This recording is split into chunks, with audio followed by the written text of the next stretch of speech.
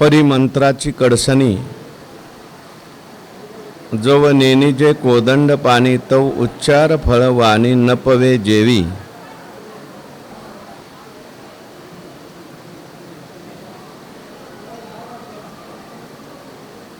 तेवी कारण हेतु योगे जे बिसाट कर्म निगे ते शास्त्राची न लगे कासे। जव कर्म होतची असे तेव्हाही परी ते होणे नव्हे पाही तो अन्याय गा अन्यायी हेतू होय।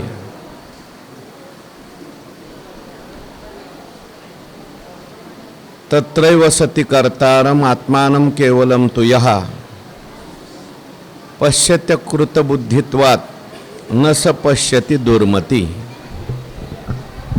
भगवंताच्या कृपेने सर्व संतांच्या आशीर्वादाने पुण्यसलीला इंद्रायणी मातेच्या पावन तीरावर संजीवन समाधिस्थ ज्ञानोबारायांच्या या पवित्र अशा अलंकापूर नगरीमध्ये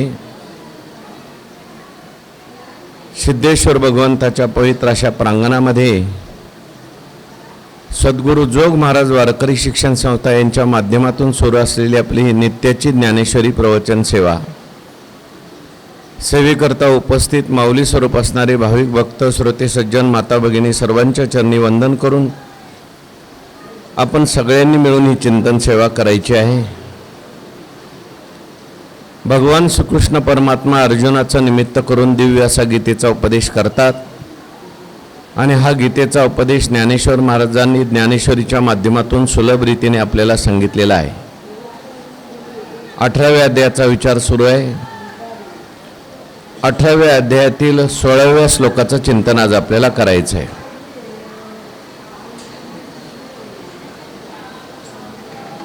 भगवान परमात्मा त्या ठिकाणी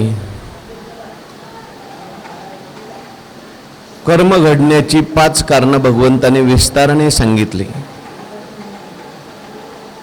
शरीर, वाणी आणि मन यांच्या माध्यमातून जी काही कर्म घडतात ती जर शास्त्राला धरून असली तर ती न्याय्य कर्म आहेत, त्याचं शुभ फल मनुष्याला प्राप्त होतं। आणि ती जर शास्त्र विरोधी गेली तर अन्याय्य कर्म घडतात आणि त्याचं निषिद्ध असं फल मिळतं। कर्म आणि कर्मफलाचा विचारही मागे भरपूर गेलेला आहे। 3 प्रकारचं कर्म सांगितलं आणि त्याचं 3 प्रकारचं फल सांगितलं। त्रिविधम कर्मणा फलम अनिष्टम मिष्टम मिश्रंच त्रिविधम कर्मणाम फलम भवत्य त्यागिनाम प्रेत्य न तु संन्यासीनाम क्वचित। शुभ कर्माचं फल जे आहे ते इष्ट फल आहे। अशुभ कर्म जर घडले असेल तर त्याचं अनिष्ट फल प्राप्त होतं। पुण्यकर्म घडलं असेल तर उत्तम लोकाची प्राप्ती होते, पाप कर्म घडलं असेल तर अधोलोकाची प्राप्ती होते आणि मिश्र कर्म जर घडलं असेल पाप पुण्य समान झालं तर त्याचा मिश्र फळ म्हणजे मनुष्य देहादी प्राप्त होतात। पण ही सगळी फळं जी आहेत भगवान परमात्मा सांगतात भवती त्यागिनाम प्रेत्य न तु संन्यासीनाम क्वचित। जो कर्मफलाचा त्याग करू शकत नाही अशा माणसाला ही सगळी फलं भोगावी लागतात। पण जो कर्मफलाचा त्याग करतो त्याला मात्र कुठल्याही कर्माचं फल भोगावं लागत नाही। साधू संतांच्या चरित्रात आपल्याला असं पाहायला मिळतं। तुकाराम महाराज म्हणतात, तुका म्हणे आम्ही झालो अग्निरूप लागो नेदू पाप पुण्यांग। आम्हाला पुण्य अंगाला लागत नाही, आम्हाला पापही अंगाला लागत नाही। तुम्हाला आम्हाला मात्र पुण्यही भोगावं लागतं, पापही भोगावं लागतं। अनेक जन्म घ्यावे लागतात, सुखदुःख भोगावं लागतं। ही जन्म मरण परंपरा याच्यातून मुक्त ज्याला व्हायचं असेल त्याने आपल्या वाट्याला आलेलं कर्म करत करत ते ईश्वरार्पण बुद्धीने केलं पाहिजे किंवा फलाच्या आसक्तीचा त्याग केला पाहिजे।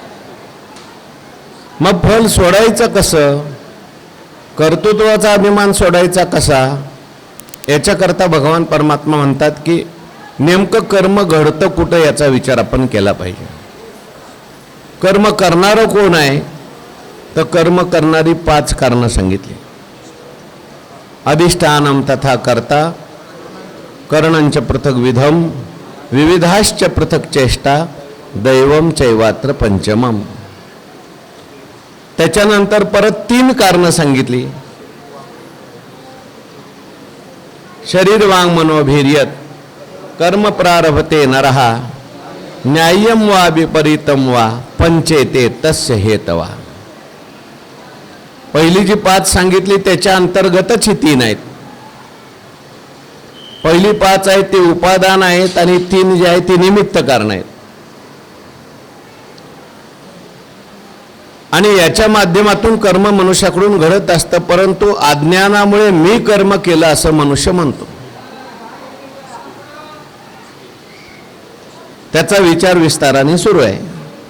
शेवटच्या 2 ओव्यात मी जरा वेगाने घेतल्या होत्या. तेवी कारण हेतू योगे, जे बिसाट कर्म निघे ते शाखाचे शास्त्राचे न लगे कासे जव. कारण शब्दाचा अर्थ आहे उपादान कारण आणि हेतू शब्दाचा अर्थ आहे निमित्त कारण. जे बिसाट कर्म निघे, जे काही कर्म माणसाकडून घडतं ते शास्त्राचे न लगे कासे जव. शास्त्राच्या कासेला लागून जे कर्म केलं जातं ते कर्म न्याय्य कर्म आहे. त्याला विहित कर्म असं म्हणतात. शास्त्र म्हणेल ते सांडावे, राज्यही तृण मानावे, म्हणावे विषय विरुद्ध. शास्त्राने सांगितलंय त्याप्रमाणे जर केलं तर ते न्याय्य कर्म होतं. पण शास्त्राची कास ज्याने सोडली, काही लोक, सगळेच लोक शास्त्र थोडी मानतात. काही लोक म्हणतात हे शास्त्र वगैरे काही नाही, हो यज्ञ मूढ ठकले यागी, देव पिशे प्रतिमा लिंगी, नागविले भगवे योगी समाधी भरमे. हे सगळं चुकीचं आहे. शास्त्र वगैरे का आज कुठं शास्त्राने वागून आत्ता काय चालेल का? आता माणसाला जगता येईल का? देव न मानणारी माणसं आहेत, शास्त्र न मानणारी माणसं आहेत, पाप पुण्य न मानणारी माणसं आहेत. मग तेही कर्म करतातच की. मग ते कर्म करत असताना त्यांचं कर्म कसं असतं त्याचा उल्लेख केला भगवंताने. बिसाट. बिसाट म्हणजे काय? मनाला येईल तसं त्यांचं कर्म चाललेलं असतं. कारण त्यांना कोणतंही बंधन नाही ना. शास्त्र बंधन सांगतं काय खाल्लं पाहिजे, काय नाही खाल्लं पाहिजे, काय पाहिलं पाहिजे, काय नाही पाहिलं पाहिजे, कुठं गेलं पाहिजे. परंतु याला शास्त्र जर मान्य नसेल तर मग तो मनुष्य बिसाट सुटतो. मनाला येईल तसं वागतो, मनाला येईल ते खातो, मनाला येईल ते पाहतो, करू नये ते करी, असंभाव्य मनी धरी, चिंतू नये ते विचारी, जयाची मती. पाप मज होईल, नरक यातना येईल, काहीच पुढील देखेना जो. अशीच त्याची स्थिती असते. आणि मग हे जे कर्म त्याच्याकडून घडतं ते कसं आहे? हे म्हणले कर्म होतच असे तेव्हा आहे, तेव्हाही कर्म होतच असतं. परी ते होणे नवे पाही, ते कर्म न्याय्य होत नाही. तो अन्याय का अन्याय येतोय. मग अन्याय झाला त्याच्याकडून, निषिद्ध कर्म घडलं. त्या निषिद्ध कर्माला हेतू काय आहेत? निषिद्ध कर्मच आहेत. त्याच्या कर्माला हेतू जे आहे ते 5 हेतूच आहेत. न्याय्य कर्म असू द्या, अन्यायी कर्म असू द्या, दोघांनाही हेतू काय आहेत? 5 हेतू आहेत. शरीर, कर्ता, इंद्रिय, प्राणांच्या वेगवेगळ्या चेष्टा आणि दैव म्हणजेच इंद्रियाची अधिष्ठात्री देवता. म्हणून न्याय्य कर्म जे आहे ते जरी घडलं तरी त्याचाही अभिमान मनुष्याने घेऊ नये. मी केलं, आणि अन्याय्य कर्म घडलं तरी त्याचाही अभिमान माणसाने घेऊ नये. बऱ्याच वेळेला अन्याय्य कर्माचा अभिमान मनुष्य सोडतो, पण न्याय्य कर्माचा माणसाला अभिमान घेतो. मागे मी गोष्ट सांगितली होती, एका मनुष्याने गायीला मारलं तर ती गाय मरण पावली.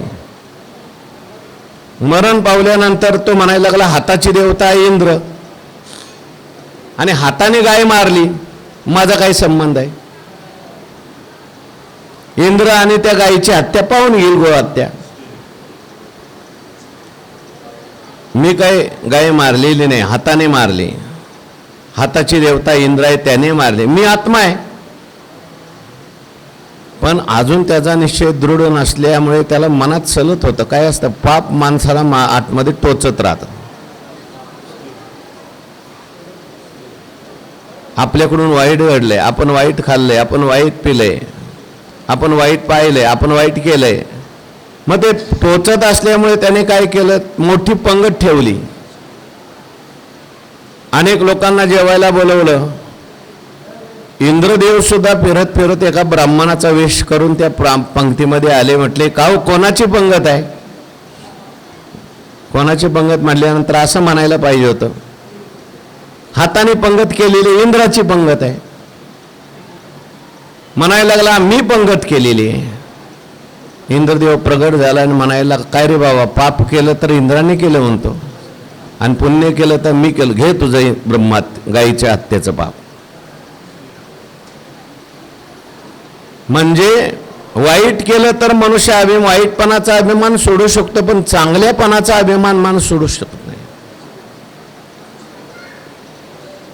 इथे चांगलंही सोडायचं आहे आणि वाईटही सोडायचं आहे.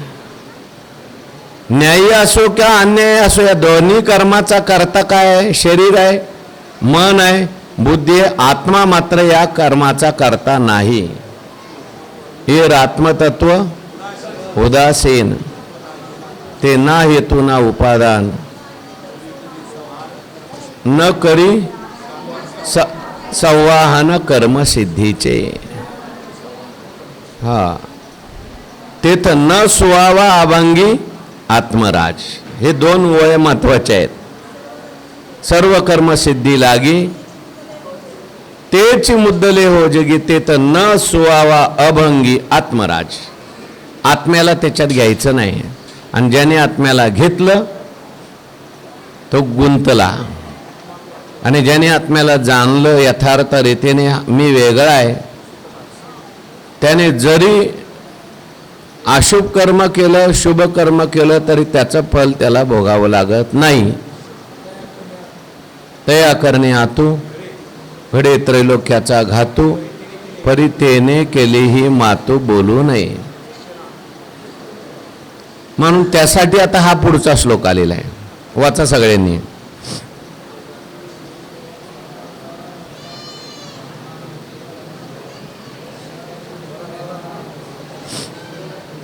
तत्रैवं सति कर्तार मात्मानं केवलं तुयः पश्यत्यकृत बुद्धित्वात् न स पश्यति दुर्मतिः. काय अन्वयाचा?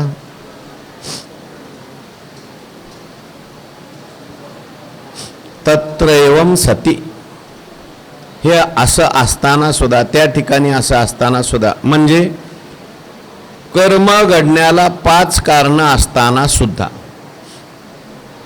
कर्म घडण्याला किती कारणं आहेत? 5 किंवा किती आहेत? 3. घडायचं असेल तर कर्म शरीरात घडतं, वाणीत घडतं, मनात घडतं. पण असं असताना सुद्धा यह म्हणजे जो कोणी अकृत बुद्धित्वात,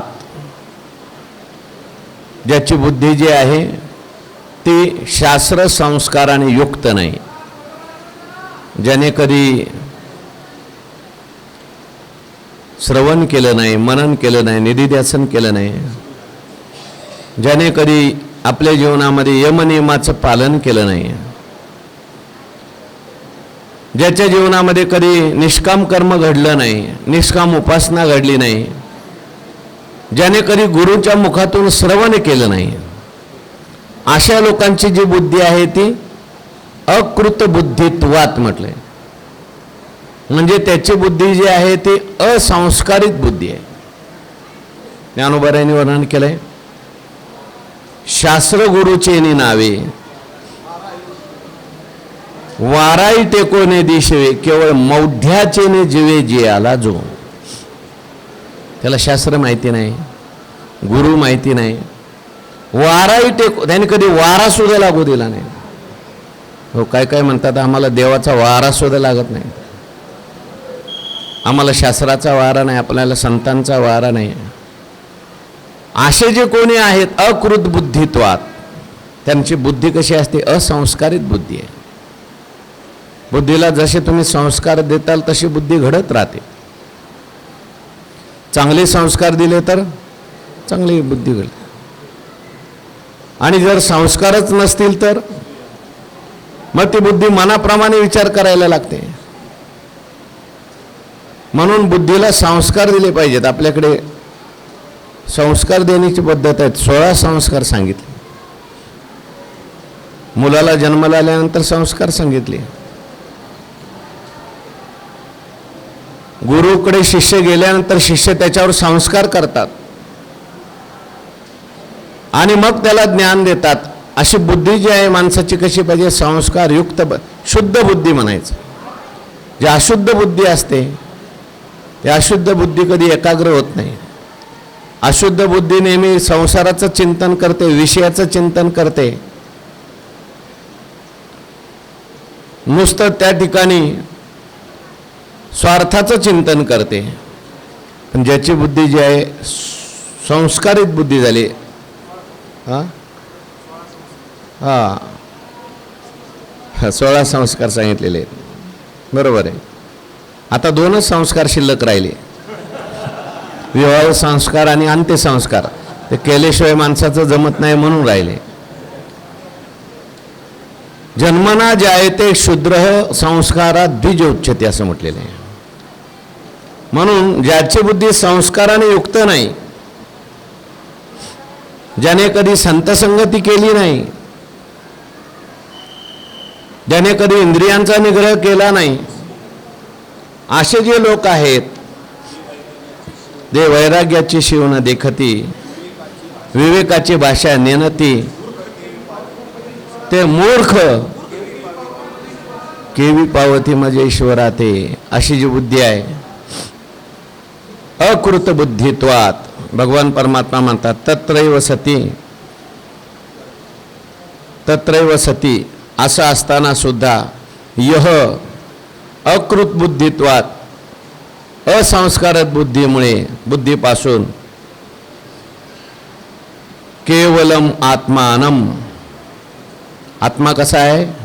केवल आहे, अकर्ता आहे, अभोक्ता आहे, असंग आहे, निर्विकार आहे, नित्य आहे, शुद्ध आहे, बुद्ध आहे आणि मुक्त आहे. केवल निर्विशेष आहे. म्हणून आत्म्याला विशेषण काय दिलं इथे? केवलम. जो केवल आहे, ज्याच्यात कधीच काय बदल होत नाही, जो कुठल्याही कर्माने लिप्त होत नाही. हो, आत्मा कधी लिप्त होत नाही. आपण जेवण केल्यानंतर आपले हात धुतो, पण आपण आपली जीभ कधी धुतो का? नाही. म्हटलं थोडासा जीभ धुवून येतो बाहेर जाऊन. हात धुतो, जीभ का धुत नाही? कारण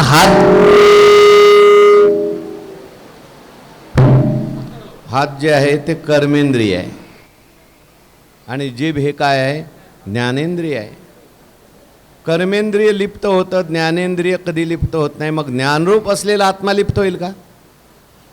ज्ञानरूप असलेला आत्मा कशातच लिप्त होत नाही, कोणत्याही कर्मामध्ये तो काय होत नाही? लिप्त होत नाही.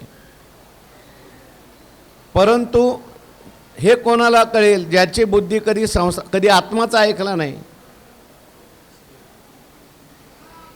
कधी सत्संग केला नाही, कधी विचार केला नाही, नित्य काय अनित्य काय कळलंच नाही, कधी ज्ञानेश्वरी वाचली नाही, कधी गाथा वाचली नाही, कधी सत्संग घडला नाही, असा जो मनुष्य आहे तो अकृत बुद्धित्वात आहे. आणि मग अशी माणसं जी असतात, भगवान म्हणतात केवलम आत्मानम अकर्ता असलेल्या आत्म्याला कर्तारम, त्याला काय समजतात ते केवलम आत्मानम कर्तारम पश्यती, त्याला आत्म्याला कर्ता समजतात. आपलं करणारे कोण कोण आहेत? शरीर आहे, वाणी आहे, मन आहे. पण काही जरी केलं तरी त्यांना कधी सत्संग घडलेला नसतो, त्यांनी कधी विचार केलेला नसतो. त्यामुळं काही केलं की त्या केल्याचा आरोप ते लगेच आत्म्यावर टाकतात. त्या ठिकाणी मी हे केलं, मी आळंदीला गेलो, मी पंगत केली, मी तीर्थयात्रा केली, मी घर बांधलं, मी अमुक केलं. वास्तविक पाहता घर बांधलं शरीराने, घर बांधलं हाताने, पायाने, बुद्धीने घ्या, पण त्याचा आरोप त्याने आत्म्यावर केला. मी करता असा तो होतो. आणि मग आत्मा असंग निर्विकार आहे, नित्यशुद्ध बुद्धमुक्त आहे. पण अशा आत्म्याला अज्ञानामुळे ओळखत नाहीत, आत्मस्वरूपाला ओळखत नाहीत, आत्मज्ञान त्यांना नसतं. मग शरीरालाच मी म्हणतात किंवा आत्म्याला कर्ता भोक्ता म्हणतात. आणि मग आत्म्याला कर्ता भोक्ता म्हटल्यानंतर ते काय करतात? रडतात.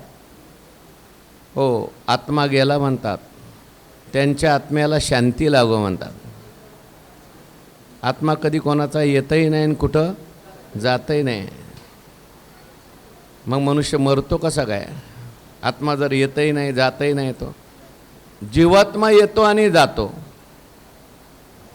आत्मा कुठं येतही नाही आणि आत्मा कुठं जातही नाही. परंतु जे काय घडलं ते सगळं त्या ठिकाणी आत्म्यावर आरोपित करतात. हो, जन्माला आला म्हणतात, देहाचे मोठके उभे आणि चेतना जे तो बलबे, ते चळवळीचे नि लोभे. आला आला म्हणते, आला. आमच्या घरी मुलगा जन्माला आला, पेढे वाटा, आनंदोत्सव साजरा करा. आणि एखादा मनुष्य मरण पावला तर गेला गेला म्हणतात, शोक करतात. गेला गेला ऐसे बोभाती म्हटले.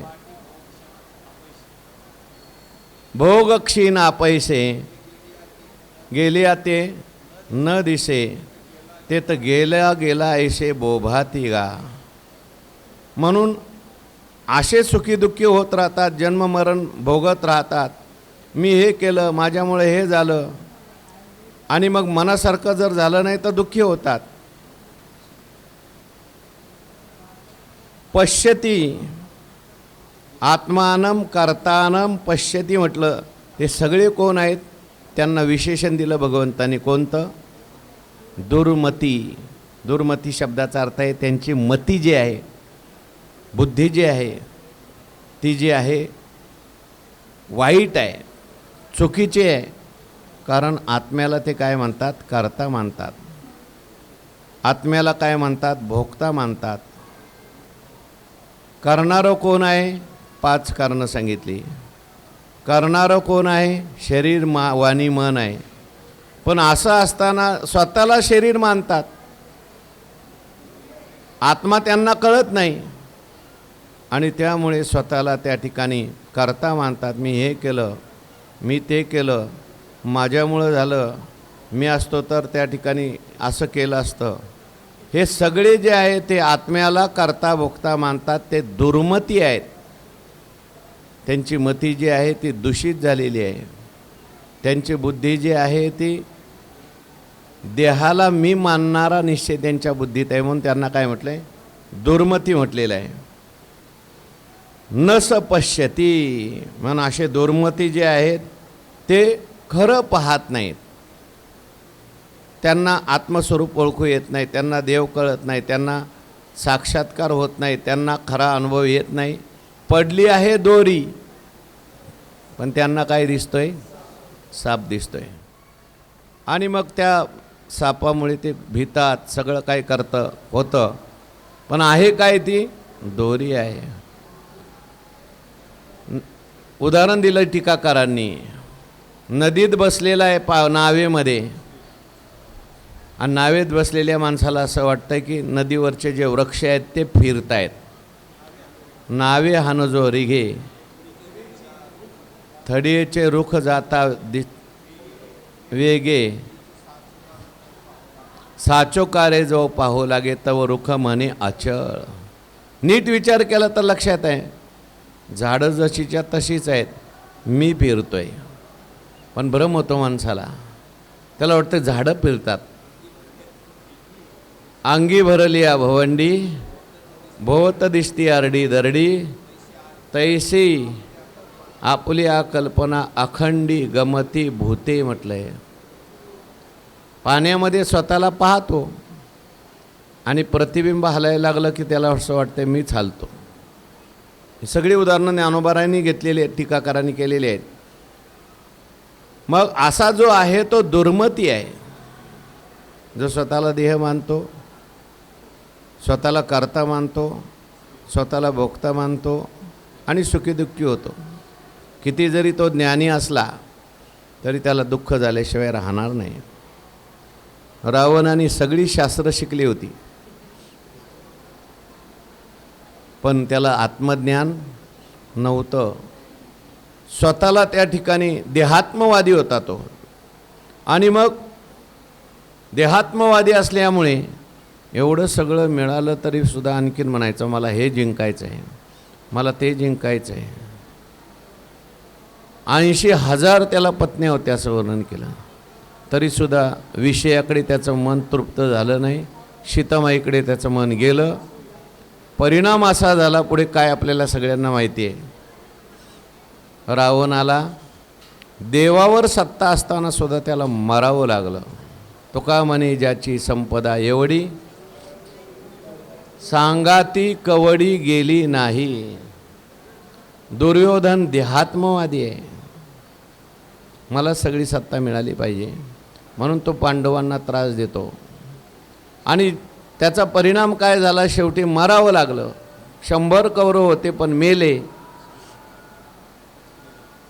कारण नस पश्यति दुर्मती तत्र एव सती कर्तारम आत्मानम केवलम तु यः पश्यति अकृत बुद्धित्वात् न स पश्यति दुर्मती. तो त्या ठिकाणी दुर्मती आहे. दुर्मती शब्दाचा अर्थ आहे संत संग घडला नाही, श्रवण केलेलं आहे, मनन केलं नाही, मग स्वतःला देह मानतो, देहसंबंधी माझे मानतो, जन्मभर सुखीदुःखी होतो, मरतो आणि मेल्यावर सुद्धा केले कर्म झाले. चांगलं घडलं असेल तर पुण्य लोकाला जाईल, वाईट घडलं असेल तर पशु पक्षी या देहाला जातो. अनेक जन्म भोगतो, पुन्हा पुन्हा जन्माला येतो, पुन्हा पुन्हा मरतो. हे त्याला का करावं लागतं, त्याचं कारण त्याने आत्म्याला ओळखलं नाही. म्हणून क्षणोक्षणाची करावा विचार केला पाहिजे. तरावया पार भवसिंधू, या भवसिंधूतून तरुण जाण्याकरता सारखा माणसाने विचार केला पाहिजे. सदा विचार येत तस्मात जगज्जीव परात्मनः. जगाचा विचार करा, जीवाचा विचार करा आणि ईश्वराचा विचार करा. हे जग कसं निर्माण झालं, जीव म्हणजे कसा आहे निर्माण झालो, मी नेमका कोण आहे, मी कुठून आलो, मला कुठं जायचं आहे, मेल्यावर मी कुठं जाणार आहे, हा काय पाहिजे, विचार पाहिजे. असा विचार झाला तरच मनुष्य मृत्यूच्या भीतीतून मुक्त होऊ शकतो, नाहीतर त्याला मरावं लागेल. तैसे विचारता निरसले ते तर प्रपंच सहज सांडवले. तत्वता तत्वरले ज्ञानी अशाता.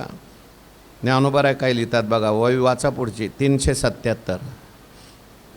एवं पंचकारणा कर्मा पाचही हेतू हे सुमहिमा आता येथे पाहे आत्मा सापडला असे. प्रश्न विचारतात ज्ञानेश्वर महाराज. एवं अशा प्रकारे पंचकारणा कर्मा पाचही हेतू हे